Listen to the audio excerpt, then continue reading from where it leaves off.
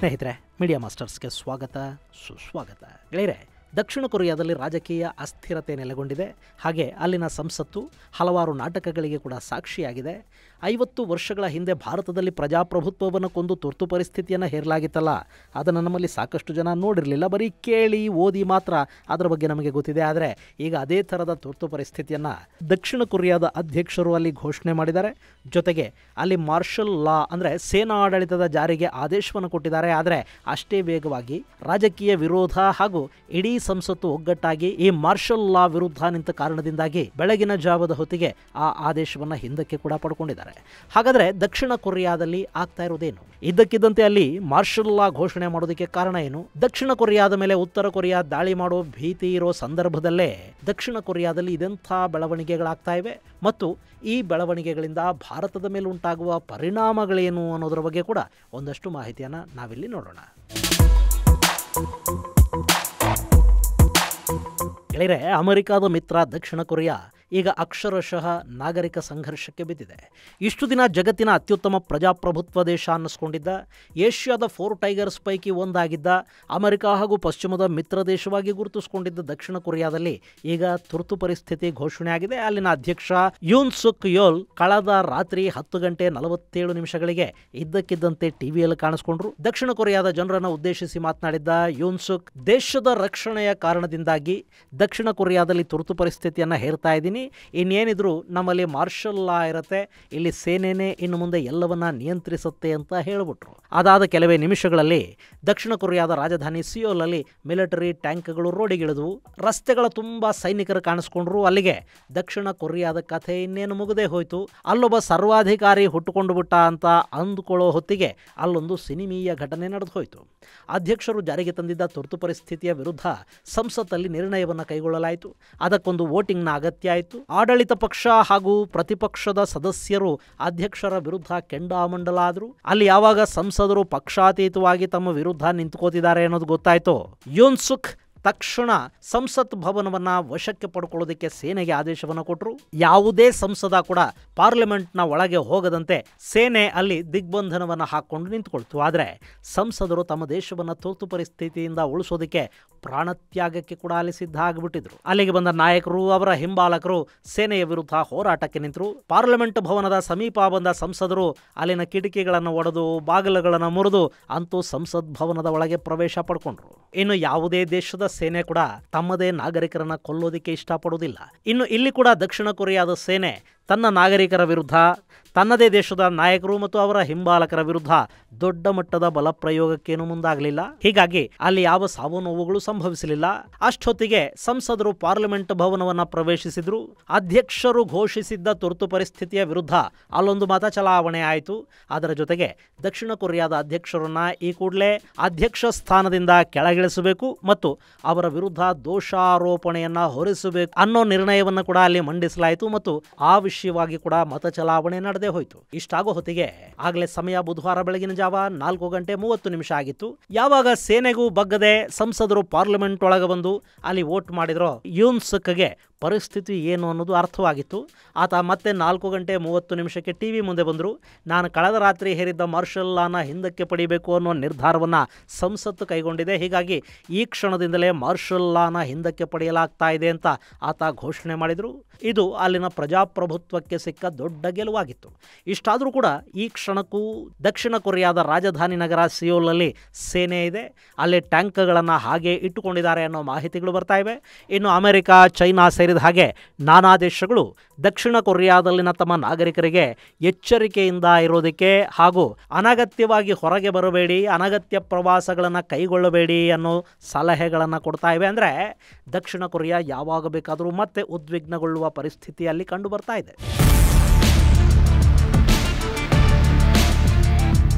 ಅಲ್ಲ, ಜಗತ್ತಿನ ಅತ್ಯುತ್ತಮ ಪ್ರಜಾತಂತ್ರ ವ್ಯವಸ್ಥೆಯನ್ನು ಹೊಂದಿರುವ ದಕ್ಷಿಣ ಕೊರಿಯಾದ ಅಧ್ಯಕ್ಷರಿಗೆ ಇದ್ದಕ್ಕಿದ್ದಂತೆ ಏನು ಬಂತು?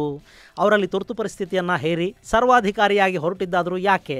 ಗೆಳೆಯರೆ, ಇಲ್ಲಿ ತುರ್ತು ಪರಿಸ್ಥಿತಿ ಹೇರೋದಕ್ಕೆ ಅಧ್ಯಕ್ಷ ಯೋಲ್ ತಾವೇ ಖುದ್ದು ಉತ್ತರವನ್ನು ಕೊಟ್ಕೊಂಡಿದ್ದಾರೆ. ನಮ್ಮ ಪಕ್ಕದ ಉತ್ತರ ಕೊರಿಯಾ ನಮ್ಮ ಪ್ರಜಾಪ್ರಭುತ್ವವನ್ನು ಹಾಳು ಮಾಡೋದಕ್ಕೆ ಸಾಕಷ್ಟು ಪ್ರಯತ್ನವನ್ನು ಪಡ್ತಾ ಇದೆ. ಇಲ್ಲಿನ ಕೆಲ ವಿರೋಧ ಪಕ್ಷದ ನಾಯಕರು ಉತ್ತರ ಕೊರಿಯಾ ಜೊತೆ ಕೈ ಜೋಡಿಸಿ ದಕ್ಷಿಣ ಕೊರಿಯಾದ ಸರ್ಕಾರವನ್ನು ಬುಡಮೇಲು ಮಾಡೋದಕ್ಕೆ ಪ್ರಯತ್ನ ಪಡ್ತಾ ಇದ್ದಾರೆ. ಅಷ್ಟೇ ಅಲ್ಲದೆ ಉತ್ತರ ಕೊರಿಯಾದ ಒಂದಷ್ಟು ಏಜೆಂಟರು ದೇಶದ ನಾನಾ ಭಾಗಗಳಲ್ಲಿದ್ದಾರೆ. ಅವರೆಲ್ಲರನ್ನ ಮಟ್ಟ ಹಾಕುವ ಉದ್ದೇಶದಿಂದ ಈಗ ತುರ್ತಾಗಿ ಸೇನಾ ಆಡಳಿತವನ್ನು ಜಾರಿ ಮಾಡಬೇಕಾಗಿದೆ ಅಂತ ಯೋನ್ ಸುಕ್ ತಿಳಿಸಿದ್ರು. ಆದರೆ ಅವ್ರು ಹೇಳಿದ್ದೆಲ್ಲ ಒಂದು ಕಟ್ಟುಕತೆ. ಇಲ್ಲಿ ಯೋನ್ ಸುಕ್ ಒಬ್ಬ ನಾನ್ ಪರ್ಫಾರ್ಮಿಂಗ್ ಅಧ್ಯಕ್ಷ, ಅವರು ವಿಫಲ ಅಧ್ಯಕ್ಷ. ಇಲ್ಲಿ ಅವರು ಅಧ್ಯಕ್ಷೀಯ ಚುನಾವಣೆಯಲ್ಲಿ ಆಯ್ಕೆಯಾಗಿದ್ದಾರೆ ಹೊರತು ಅವರಿಗೆ ನ್ಯಾಷನಲ್ ಅಸೆಂಬ್ಲಿಯಲ್ಲಿ ಬಹುಮತ ಇಲ್ಲ. ದಕ್ಷಿಣ ಕೊರಿಯಾದ ಒಟ್ಟು 300 ಸಂಸದ ಸ್ಥಾನಗಳ ಪೈಕಿ ಪ್ರತಿಪಕ್ಷದ ಬಳಿ 200 ಸ್ಥಾನಗಳಿವೆ. ಅಂದ್ರೆ ಸಂಸತ್ತಲ್ಲಿ ಪ್ರತಿಪಕ್ಷಗಳಿಗೆ ಬಹುಮತ ಇದೆ. ಇನ್ನು ಅಧ್ಯಕ್ಷರ ನಿರ್ಧಾರಗಳು ಕೂಡ ಸರಿ ಇಲ್ಲದ ಕಾರಣದಿಂದ ಅವರನ್ನು ಕೆಳಗಿಳಿಸಬೇಕು ಅನ್ನೋ ಕೂಗು ಬಹಳ ದಿನದಿಂದ ಇತ್ತು. ಆದರೆ ಅದಕ್ಕೆ ಅವಕಾಶ ಬಂದಿರಲಿಲ್ಲ. ಈಗ ಅಂಥದ್ದೊಂದು ಅವಕಾಶವನ್ನು ಬಳಸ್ಕೊಳ್ಳೋದಕ್ಕೆ ಸಂಸತ್ತು ಸಿದ್ಧವಾಗ್ತಿದ್ದ ಸಂದರ್ಭದಲ್ಲಿ ವಿರೋಧ ಪಕ್ಷಗಳನ್ನು ಹಣಿದು ಹಾಕುವ ನಿಟ್ಟಲ್ಲಿ ಈ ಯೋನ್ ಸುಕ್ ದೇಶದಲ್ಲಿ ತುರ್ತು ಪರಿಸ್ಥಿತಿಯನ್ನು ಹೇರಿ ಅಧಿಕಾರವನ್ನು ಸಂಪೂರ್ಣವಾಗಿ ತಮ್ಮ ಕೈಗೆ ತಗೊಂಡು ಸರ್ವಾಧಿಕಾರಿಯಾಗುವತ್ತ ಹೊರಟಿದ್ರು. ಆದರೆ ನಾವು ಅದಕ್ಕೆ ಅವಕಾಶ ಕೊಡಲಿಲ್ಲ. ಇಲ್ಲಿನ ವಿರೋಧ ಪಕ್ಷ ಡೆಮೊಕ್ರೆಟಿಕ್ ಪಾರ್ಟಿ ಹಾಗೂ ಯೋನ್ ಸುಕ್ ಅವರದ್ದೇ ಪಕ್ಷ ಪೀಪಲ್ಸ್ ಪವರ್ ಪಾರ್ಟಿಯ ಕೆಲ ಸಂಸದರು ಕೂಡ ಅಧ್ಯಕ್ಷರ ನಿರ್ಧಾರದ ವಿರುದ್ಧ ವೋಟ್ ಮಾಡುವ ಮೂಲಕ ಪ್ರಜಾಪ್ರಭುತ್ವವನ್ನು ಕಾಪಾಡೋದರಲ್ಲಿ ಕೈ ಜೋಡಿಸಿವೆ ಅಂತ ಅಲ್ಲಿನ ಪ್ರತಿಪಕ್ಷಗಳು ಹೇಳ್ತಾ ಇವೆ. ಗೆಳೆಯರೆ, ಪಶ್ಚಿಮ ದೇಶಗಳು ಹಾಗೂ ಅಮೆರಿಕಾದ ಪ್ರಕಾರ ದಕ್ಷಿಣ ಕೊರಿಯಾದಲ್ಲಿರೋದು ಫುಲ್ ಡೆಮಾಕ್ರಸಿ. ಅಲ್ಲಿನ ಅಧ್ಯಕ್ಷರ ಚುನಾವಣೆ ನೇರವಾಗಿ ನಡೆಯುತ್ತೆ. ಹೀಗಾಗಿ ಅಲ್ಲಿ ಸಂಸದರ ಬಲ ಇಲ್ಲದೇ ಇದ್ರೂ ಕೂಡ ಯಾವುದೇ ಜನಪ್ರಿಯ ವ್ಯಕ್ತಿ ನೇರವಾಗಿ ಜನರಿಂದ ಆಯ್ಕೆಯಾಗಿ ಅಧ್ಯಕ್ಷರಾಗೋದಕ್ಕೆ ಸಾಧ್ಯ ಆಗುತ್ತೆ. ದಕ್ಷಿಣ ಕೊರಿಯಾದಲ್ಲಿನ ಈ ಸಿಸ್ಟಮನ್ನು democracy with ideas of liberal political philosophy ಅಂತ ಪಶ್ಚಿಮದ ದೇಶಗಳು ಕರೆಯುತ್ತವೆ. ಇದು ಹೆಚ್ಚು ಕಡಿಮೆ ಅಮೆರಿಕಾದಲ್ಲಿರೋ ಥರದ್ದೇ ವ್ಯವಸ್ಥೆ. ಇನ್ನು ನಮ್ಮ ಭಾರತದಲ್ಲಿರೋದು ಫ್ಲಾಯ್ಡ್ ಡೆಮಾಕ್ರಸಿ ಅಂತ ಪಶ್ಚಿಮದ ದೇಶಗಳು ಹೇಳ್ತಾ ಇರ್ತವೆ. ಅಂದರೆ ದೋಷಪೂರಿತ ಪ್ರಜಾಪ್ರಭುತ್ವ ಅಂತೆ ನಮ್ಮದು. ಗೆಳೆಯರೆ, ನಮ್ಮಲ್ಲೂ ಚುನಾವಣೆಗಳು ನಡೆಯುತ್ತವೆ. ಅವು ಪಾರದರ್ಶಕವಾಗೇ ನಡೆಯುತ್ತವೆ. ಇಲ್ಲಿನ ಜನರಿಗೆ ವಾಕ್ ಸ್ವಾತಂತ್ರ್ಯ ಇದೆ, ಪತ್ರಿಕಾ ಸ್ವಾತಂತ್ರ್ಯ ಕೂಡ ಇಲ್ಲಿದೆ. ಆದರೆ ಇಲ್ಲಿ ಆ ಸ್ವಾತಂತ್ರ್ಯದ ಮೇಲೆ ಕೂಡ ಒಂದಷ್ಟು ನಿರ್ಬಂಧ ಇರುತ್ತೆ. ನಮ್ಮಲ್ಲಿ ಎಲ್ಲ ಪ್ರಶ್ನೆಗಳಿಗೂ ಸರ್ಕಾರ ಉತ್ತರ ಕೊಡಲೇಬೇಕು ಅಂತೇನಿಲ್ಲ. ಹಾಗೆ ನಮ್ಮಲ್ಲಿ ಸಂಪೂರ್ಣ ಪತ್ರಿಕಾ ಸ್ವಾತಂತ್ರ್ಯ ಇಲ್ಲ. ಆಗಾಗ ಸರ್ಕಾರಗಳು ಆ ಪತ್ರಿಕಾ ಸ್ವಾತಂತ್ರ್ಯವನ್ನು ದಮನ ಮಾಡುತ್ತವೆ ಅಂತ ಪಾಶ್ಚಿಮಾತ್ಯರು ಆರೋಪ ಮಾಡ್ತಾರೆ. ಹಾಗೆ ಪ್ರತಿಪಕ್ಷಗಳ ದನಿಯನ್ನು ಕೂಡ ಫ್ಲಾಯ್ಡ್ ಡೆಮೋಕ್ರಸಿಗಳಲ್ಲಿ ದಮನ ಮಾಡಲಾಗುತ್ತೆ. ಆದರೆ ನಮ್ಮಲ್ಲಿ ಹಂಗಿಲ್ಲಪ್ಪ. ನಮ್ಮಲ್ಲಿ ಎಲ್ಲರಿಗೂ ಎಲ್ಲ ಸ್ವಾತಂತ್ರ್ಯವನ್ನು ಕೊಟ್ಟಿದ್ದೀವಿ, ನಾವು ಯಾರನ್ನು ದಮನ ಮಾಡೋದಕ್ಕೆ ಹೋಗೋದಿಲ್ಲ. ಹೀಗಾಗಿ ನಮ್ಮದು ಕಂಪ್ಲೀಟ್ ಪ್ರಜಾಪ್ರಭುತ್ವ, ಬೇರೆ ದೇಶಗಳದು ದೋಷಪೂರಿತ ಪ್ರಜಾಪ್ರಭುತ್ವ ಅಂತ ಪಶ್ಚಿಮದ ದೇಶಗಳು ಹೇಳ್ತಾ ಇರ್ತವೆ. ಅವರ ಪ್ರಕಾರ ಭಾರತದಲ್ಲಿರೋ ಪ್ರಜಾಪ್ರಭುತ್ವಕ್ಕಿಂತಲೂ ಉತ್ತಮವಾದ ಪ್ರಜಾಪ್ರಭುತ್ವ ವ್ಯವಸ್ಥೆ ದಕ್ಷಿಣ ಕೊರಿಯಾದಲ್ಲಿತ್ತು. ಆದರೆ ದೇಶ ಯಾವುದೇ ಆಗಿರಲಿ, ವ್ಯವಸ್ಥೆ ಹೇಗೆ ಇರಲಿ, ಸಂವಿಧಾನದಲ್ಲಿ ಏನೇ ಬರ್ಕೊಂಡಿರಲಿ, ಯಾರ ನಂಬಿಕೆಗಳು ಏನೇ ಇರಲಿ, ಪಶ್ಚಿಮದ ಪ್ರಭೃತಿಗಳು ಏನು ಬೇಕಾದರೂ ಹೇಳಿಕೊಳ್ಳಿ, ಮನುಷ್ಯ ಅನ್ನೋನೊಬ್ಬ ಕೆಟ್ಟರೆ ಯಾವ ವ್ಯವಸ್ಥೆಯನ್ನು ಬೇಕಾದರೂ ಅವನು ಕೆಡಿಸ್ತಾನೆ. ಜಗತ್ತಲ್ಲಿ ಯಾವುದೂ ಪರ್ಫೆಕ್ಟ್ ಅಲ್ಲ ಅನ್ನೋದನ್ನ ಈಗ ದಕ್ಷಿಣ ಕೊರಿಯಾದ ಅಧ್ಯಕ್ಷರ ವರ್ತನೆ ತೋರಿಸ್ತಾ ಇದೆ. ಗೆಳೆಯರೆ, ಹೆಚ್ಚು ಕಡಿಮೆ ಅಮೆರಿಕಾದ್ದೇ ಥರದ ಪೂರ್ಣ ಪ್ರಜಾಪ್ರಭುತ್ವವನ್ನು ಅಳವಡಿಸಿಕೊಂಡಿರುವ ದಕ್ಷಿಣ ಕೊರಿಯಾದಲ್ಲಿ ಈ ಹಿಂದೆ ಇಂಥ ತುರ್ತು ಪರಿಸ್ಥಿತಿಗಳು, ಸೇನಾ ಆಡಳಿತಗಳು, ಪ್ರಜಾಪ್ರಭುತ್ವದ ದಮನಗಳು, ದಂಗೆಗಳು ಇವ್ಯಾವೂ ಆಗೇ ಇರಲಿಲ್ವಾ? 1961ರಲ್ಲಿ ದಕ್ಷಿಣ ಕೊರಿಯಾದಲ್ಲಿ ಮಿಲಿಟರಿ ಕ್ಷಿಪ್ರ ಕ್ರಾಂತಿ ಆಗುತ್ತೆ. ಅವತ್ತು ಆ ಕ್ರಾಂತಿಯನ್ನು ಪಾರ್ಕ್ ಚುಂಗ್ ಹೀ ಅನ್ನೋ ನಾಯಕ ಮುನ್ನಡೆಸ್ತಾನೆ. ಹಾಗೆಯೇ ಮಿಲಿಟರಿ ನಾಯಕ ಚಾಂಗ್ ಡು ಯಾಂಗ್ ಕೂಡ ಅಲ್ಲಿ ಪಾರ್ಕ್ ಜೊತೆ ಕೈ ಜೋಡಿಸ್ತಾನೆ. ಅವರಿಬ್ಬರ ನಾಯಕತ್ವದಲ್ಲಾಗಿದ್ದ ಕ್ಷಿಪ್ರ ಕ್ರಾಂತಿಗೆ ಅಮೆರಿಕದ ಒಪ್ಪಿಗೆ ಕೂಡ ಸಿಗುತ್ತೆ.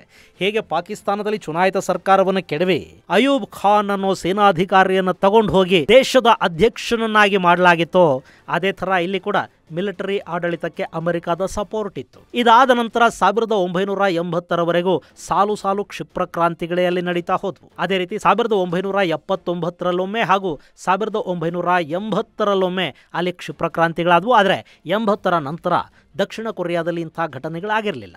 1994ರಲ್ಲಿ ಅಲ್ಲಿ ಮತ್ತೆ ಪ್ರಜಾಪ್ರಭುತ್ವದ ಸ್ಥಾಪನೆ ಆಯಿತು.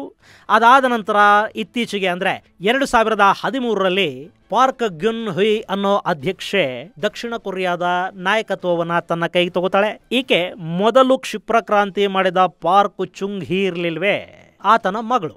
ಈ ಪಾರ್ಕ್ ಗುನ್ ಹುಯ್ 2017ರವರೆಗೆ ದಕ್ಷಿಣ ಕೊರಿಯಾನ ಆಳ್ತಾಳೆ. ಆದರೆ ಆಕೆಯ ಮೇಲೆ ವಿಪರೀತ ಪ್ರಮಾಣದ ಭ್ರಷ್ಟಾಚಾರದ ಆರೋಪಗಳು ಬಂದ ಕಾರಣದಿಂದ ಆಕೆಯ ವಿರುದ್ಧ ದೋಷಾರೋಪವನ್ನು ಹೊರಿಸಲಾಗುತ್ತೆ, ಆಕೆಯನ್ನ ಪದಚ್ಯುತಗೊಳಿಸಲಾಗುತ್ತೆ ಮತ್ತು ಜೈಲಿಗೆ ಕೂಡ ತಳ್ಳಲಾಗುತ್ತೆ.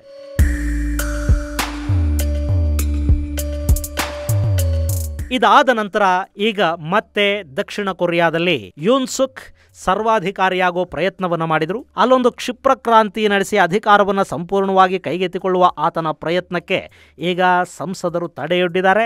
ಅಲ್ಲಿನ ಪ್ರಜಾಪ್ರಭುತ್ವವನ್ನು ಕಾಪಾಡುವುದರಲ್ಲಿ ದಕ್ಷಿಣ ಕೊರಿಯಾದ ಸಂಸತ್ತು ಯಶಸ್ಸನ್ನು ಕಂಡಿದೆ. ಡಿಸೆಂಬರ್ 4ನೇ ತಾರೀಕು ಬೆಳಗಿನ ಜಾವ 4 ಗಂಟೆಗೆ ನಡೆದ ಕ್ಯಾಬಿನೆಟ್ ಸಭೆಯಲ್ಲಿ ಮಾರ್ಷಲ್ ಲಾನ ಲಿಫ್ಟ್ ಮಾಡುವ ಬಗ್ಗೆ ನಿರ್ಧಾರಗಳನ್ನು ಕೈಗೊಂಡು ಅದನ್ನು ಅನೌನ್ಸ್ ಕೂಡ ಮಾಡಲಾಗಿದೆ. ಸೊ ದಕ್ಷಿಣ ಕೊರಿಯಾದಲ್ಲಿ ಉಂಟಾಗಿದ್ದ ಬಿಕ್ಕಟ್ಟು ಸದ್ಯಕ್ಕೆ ಮೇಲ್ನೋಟಕ್ಕೆ ಮುಗಿದಂತೆ ಕಾಣ್ತಾ ಇದ್ದು, ಮುಂದಿನ ದಿನಗಳಲ್ಲಿ ಅಧ್ಯಕ್ಷ ಯೋನ್ ಸುಕ್ ಯೋಲ್ ಕೂಡ ರಾಜೀನಾಮೆಯನ್ನ ಕೊಡಬೇಕಾಗಿ ಬರಬಹುದು. ಅಲ್ಲಿ ಮತ್ತೊಬ್ಬ ಅಧ್ಯಕ್ಷನ ಆಯ್ಕೆಯಾಗುವ ಸಾಧ್ಯತೆ ಕೂಡ ಇರುತ್ತೆ. ಇನ್ನು ದಕ್ಷಿಣ ಕೊರಿಯಾದ ಈ ಬೆಳವಣಿಗೆಗಳಿವೆಯಲ್ಲ, ಇದರಿಂದಾಗಿ ಭಾರತದ ಮೇಲೆ ಉಂಟಾಗುವ ಪರಿಣಾಮಗಳೇನು? ಗೆಳೆಯರೆ, ದಕ್ಷಿಣ ಕೊರಿಯಾ ಅಮೆರಿಕಾದ ಮೈತ್ರಿಯ ಕಾರಣದಿಂದಾಗಿ ಸಾಕಷ್ಟು ಅಭಿವೃದ್ಧಿ ಹೊಂದಿದ ದೇಶ ಅನ್ನಿಸ್ಕೊಳ್ತಾ ಇದೆ. ಅಲ್ಲಿ ಸಾಕಷ್ಟು ಹೂಡಿಕೆಗಳಿವೆ. ಅಲ್ಲಿನ ಉತ್ಪಾದನಾ ವಲಯ ಕೂಡ ಅತ್ಯಂತ ಬಲಿಷ್ಠವಾಗಿದೆ. ಒಂದು ದೇಶದ ಆರ್ಥಿಕ ಅಭಿವೃದ್ಧಿಗೆ ಅಲ್ಲಿನ ರಾಜಕೀಯ ಸ್ಥಿರತೆ ಕೂಡ ತುಂಬ ಮುಖ್ಯ ಅನ್ನಿಸ್ಕೊಳ್ಳುತ್ತೆ. ಆದರೆ ಈಗ ಪರಿಸ್ಥಿತಿ ಹೇಗಿದೆ ಅಂದರೆ, ದಕ್ಷಿಣ ಕೊರಿಯಾ ಹಾಗೂ ಉತ್ತರ ಕೊರಿಯಾದ ನಡುವಿನ ದ್ವೇಷ ಹೊಗೆಯಾಡೋದಕ್ಕೆ ಶುರು ಮಾಡಿದೆ. ಉತ್ತರ ಕೊರಿಯಾ ಯಾವುದೇ ಸಂದರ್ಭದಲ್ಲೂ ದಕ್ಷಿಣ ಕೊರಿಯಾದ ಮೇಲೆ ದಾಳಿ ಮಾಡುವ ಸಾಧ್ಯತೆಗಳಿವೆ. ಮತ್ತು ಇಂಥದ್ದೊಂದು ಪರಿಸ್ಥಿತಿ ಇದೆ ಅನ್ನೋ ಕಾರಣವನ್ನು ಹೇಳಿಕೊಂಡೇ ಅಲ್ಲಿನ ಅಧ್ಯಕ್ಷ ಯೂನ್ ಸುಕ್ ದೇಶದ ಮೇಲೆ ತುರ್ತು ಪರಿಸ್ಥಿತಿಯನ್ನು ಹೇರೋ ಪ್ರಯತ್ನಕ್ಕೆ ಮುಂದಾಗಿದ್ರು. ಆ ಕಾರಣದಿಂದಾಗಿ ಅಲ್ಲೀಗ ರಾಜಕೀಯ ಅಸ್ಥಿರತೆ ಕೂಡ ಉಂಟಾಗ್ತಾ ಇದೆ. ಇನ್ನು ಅಧ್ಯಕ್ಷರ ವಿರುದ್ಧವೇ ಅಲ್ಲಿ ದೋಷಾರೋಪವನ್ನು ಹೊರಿಸಿ ಅವರನ್ನ ಪದಚ್ಯುತಗೊಳಿಸುವ ಪ್ರಯತ್ನಗಳು ಕೂಡ ಆರಂಭ ಆಗುತ್ತವೆ. ಅಂದರೆ ಇನ್ನು ಮುಂದಿನ ದಿನಗಳಲ್ಲಿ ಕೂಡ ದಕ್ಷಿಣ ಕೊರಿಯಾ ಅನ್ನೋದು ವಿಪರೀತ ಪ್ರಮಾಣದ ರಾಜಕೀಯ ಅಸ್ಥಿರತೆಯನ್ನ ಒಂದಷ್ಟು ಕಾಲ ನೋಡಬೇಕಾಗಿ ಬರುತ್ತೆ. ಇಂಥ ಸಂದರ್ಭದಲ್ಲಿ ದಕ್ಷಿಣ ಕೊರಿಯಾದ ಕೈಗಾರಿಕೆಗಳು ಹಾಗೂ ಅಲ್ಲಿನ ಹೂಡಿಕೆಗಳು ಭಾರತದ ಕಡೆಗೆ ಮುಖ ಮಾಡುವ ಸಾಧ್ಯತೆಗಳು ಕೂಡ ಇಲ್ಲಿರುತ್ತವೆ. ದಕ್ಷಿಣ ಕೊರಿಯಾದ ಸದ್ಯದ ಪರಿಸ್ಥಿತಿಯನ್ನ ಭಾರತ ತನ್ನ ಲಾಭಕ್ಕೆ ಬಳಸ್ಕೊಳ್ಳೋದಕ್ಕೆ ಮುಂದಾದರೆ ಸಾಕಷ್ಟು ಹೂಡಿಕೆಗಳು ಅಲ್ಲಿಂದ ಭಾರತಕ್ಕೆ ಬರುವ ಎಲ್ಲ ಸಾಧ್ಯತೆಗಳು ಇರುತ್ತವೆ.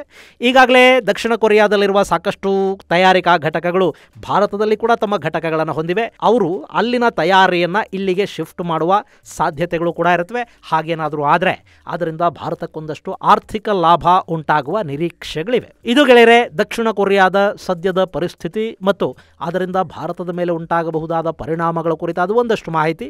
ಮುಂದಿನ ಸಂಚಿಕೆಯಲ್ಲಿ ಮತ್ತಷ್ಟು ವಿಶೇಷಗಳ ಜೊತೆ ಮತ್ತೆ ಭೇಟಿಯಾಗೋಣ. ಅಲ್ಲಿವರೆಗೆ ಜೈ ಹಿಂದ್, ಜೈ ಕರ್ನಾಟಕ.